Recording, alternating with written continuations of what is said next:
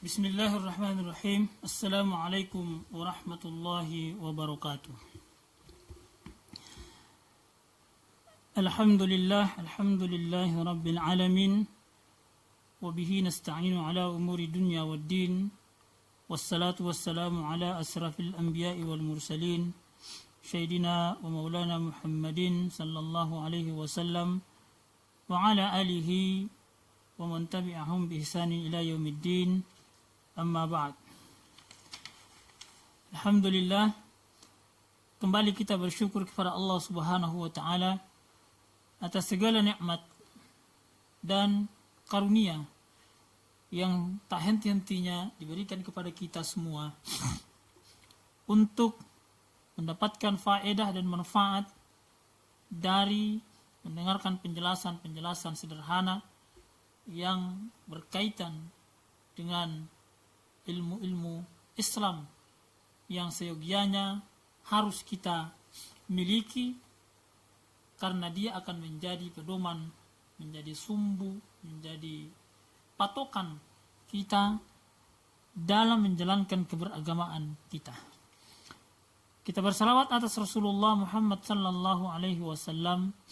Allahumma salli ala Muhammad wa ala ali Muhammad, atas perjuangan beliau yang mengajarkan pelajaran-pelajaran agama yang mulia ini sehingga tuntas dan dideklarasikan oleh Allah Subhanahu wa taala bahwa telah dicukupkan agama ini, pelajaran ini kepada umat ini, nikmat yang begitu besar, yakni nikmat Islam yang mulia yang menjadi pedoman hidup bagi setiap manusia.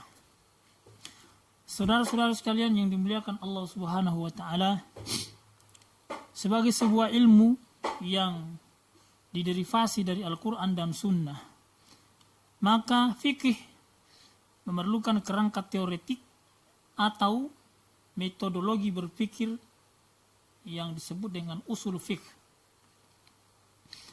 Usul fiqh adalah pengetahuan tentang dalil-dalil fiqh secara umum.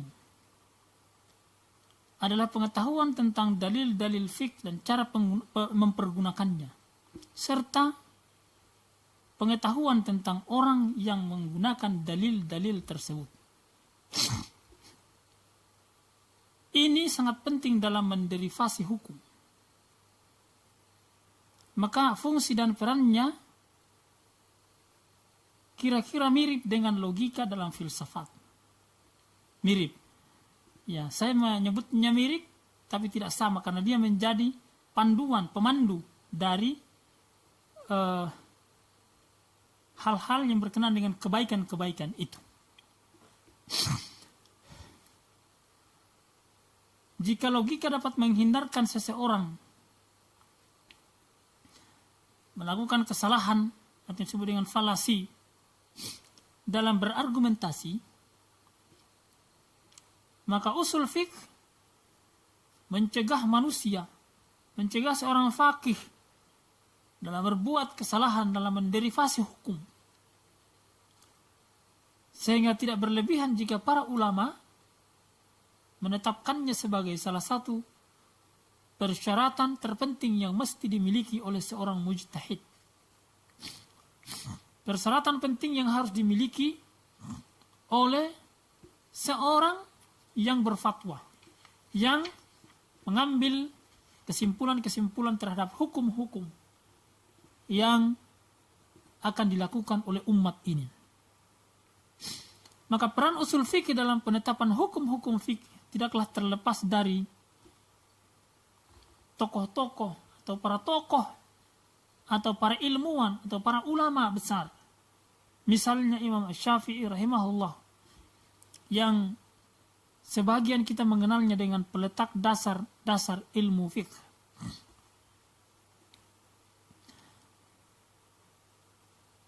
Kemiripan usul fiqh dengan logika yang saya sebutkan tadi, ini dapat dibaca dari statement Fakhruddin Ar-Razi yang menyamakan Imam Syafi'i dengan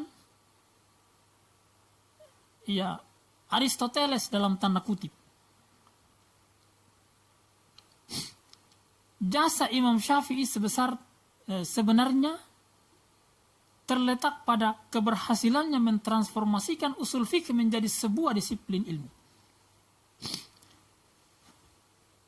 Di lain pihak ada yang menyatakan bahwa Imam Syafi'i semisal Descartes yang telah meletakkan dasar-dasar epistemologi pemikiran barat. Adapun Imam Syafi'i meletakkan fondasi dasar pemikiran Islam. Meletakkan fondasi dasar bagaimana agar supaya cara berpikir kita, cara berpikir kaum muslimin, cara berpikir orang-orang Islam itu tidak keluar dari Al-Quran dan sunnah-sunnah Rasulullah Sallallahu Alaihi Wasallam. Maka proses lahirnya ilmu usul fiqh tidaklah secara tiba-tiba, saudara-saudara sekalian yang dimuliakan Allah Subhanahu Wa Taala. Akarnya dapat ditelusuri dari Nabi Sallallahu Alaihi Wasallam, dari para sahabat-sahabat radhiyallahu anhum ajma'in, sebagaimana fikih telah muncul seiring dengan lahirnya Islam. Maka demikian juga dengan usul fikih, terbukti Nabi Sallallahu Alaihi Wasallam juga berijtihad. Nabi Sallallahu Alaihi Wasallam juga berijtihad. Begitu juga dengan sahabat-sahabat radhiyallahu anhum ajma'in. Para sahabat terkadang juga berijtihad menggunakan qiyas, istilah, dan juga metode-metode lain yang pada gilirannya dikenal dengan adillah. Ya, seperti sahabat, para tabi'in dan atba'u tabi'in juga mempergunakan prinsip-prinsip dasar ijtihad ini. Sehingga sampai kepada Imam Syafi'i rahimahullahu ta'ala, yang tadi dijelaskan oleh Ibnu Khaldun dalam muqaddimah, dalam kitabnya Muqaddimah yang juga sudah diterjemahkan ke dalam bahasa Indonesia, dan orang barat menerjemahkannya dengan The Muqaddimah and Introduction of History. Imam Syafi'i kemudian mensistematiskan pola pikir ijtihadi ini dalam cara pandang, cara berpikir, dalam magnus opusnya yang kemudian dinamai dengan Ar-Risalah. Disebut dengan Ar-Risalah. Maka sejak saat itulah usul fikih sebagai sebuah disiplin ilmu tercatat didirikan. Ilmu dipelajari berdasarkan strukturnya. Ilmu difahami sesuai dengan sistematikanya. Maka usul fikih adalah disiplin ilmu yang memiliki prinsip-prinsip epistemologi, bukan sekedar metodologi dalam menderivasi hukum.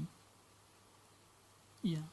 Tetapi dia adalah merupakan satu kesatuan yang kompleks dan utuh dalam memahami Islam ini. Masalah qat'i, masalah zanni, syak dan wahan, mutawatir dan ahad misalnya, adalah merupakan beberapa contoh yang sangat kental muatan epistemologinya. Sebab di situ menyangkut persoalan ilmu, menyangkut persoalan sumber ilmu, menyangkut persoalan validitas ilmu, menyangkut persoalan tingkat kebenaran ilmu. Maka secara epistemologi, qat'i berarti pasti dan tidak mengandung keraguan-raguan serta tidak mungkin dipertanyakan lagi. Berbeda dengan zanni yang berkemungkinan salah, berkemungkinan benar. Tidak pasti seperti qat'i ini. Zanni tidak pasti seperti qat'i. Maka untuk menentukan apakah ilmu tersebut qat'i atau zanni, maka tergantung pada sumber ilmu tersebut. Bila sumbernya qat'i, maka dengan sendirinya ilmu yang dihasilkan juga bersifat qat'i, pasti, diyakini dan seterusnya. Dan begitu juga sebaliknya.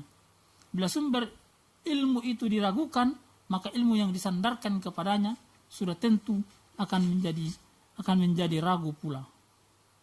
Maka sangat penting bagi kita ya secara bertahap dan secara perlahan-lahan memang harus kita kaji dan kita bahas agar supaya kita tidak menerima begitu saja apalagi ilmu-ilmu yang datang dari luar Islam, lalu kita terima begitu saja, sehingga kadang-kadang ilmu itu bertentangan dengan syariat Allah Subhanahu wa Ta'ala. Kehadiran usul fikih bukan untuk menentang, bukan untuk berselisih, bukan untuk berdebat dengan ilmu syar'i, dengan yang datang dari Al-Quran dan Sunnah Rasulullah Sallallahu Alaihi Wasallam. Tetapi kehadiran usul fikih adalah untuk memaksimalkan, untuk meyakinkan kepada kita dan untuk membenarkan keyakinan kita terhadap Al-Quran dan sunnah-sunnah Rasulullah Sallallahu Alaihi Wasallam, untuk kita jadikan sebagai pedoman hidup, kita jadikan sebagai rujukan dalam mengambil keputusan-keputusan keberagamaan kita. Sebagai pengantar, kiranya demikian. Syukran, jazakumullahu khairan atas perhatiannya semua. Tentu kajian-kajian ini akan terus kita lanjutkan dengan izin Allah Subhanahu wa Ta'ala. Billahi taufiq wal hidayah. Wassalamualaikum warahmatullahi wabarakatuh.